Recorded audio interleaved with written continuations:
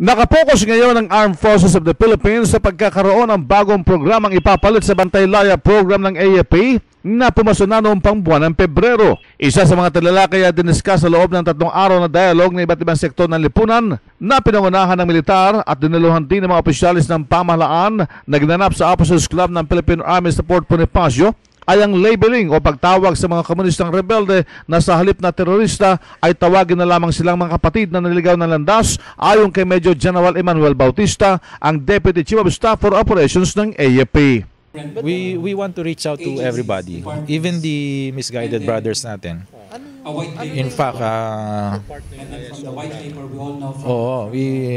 ang paradigm shift includes how we view them. Not enemies, but misguided brothers natin. And will you still use the label terrorists for communists? Kasi kahapon nung nagpunta kami sa Human Rights Forum, one of the issues raised was we label our enemies as terrorists, which is an undesirable label daw. Will you still use the label communist terrorist for...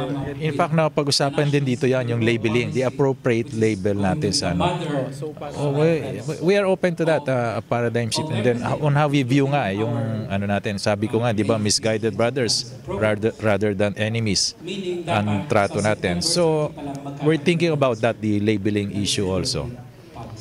Si Major General Emmanuel Bautista, RH 911, Bing Formento ng DCRH Nationwide.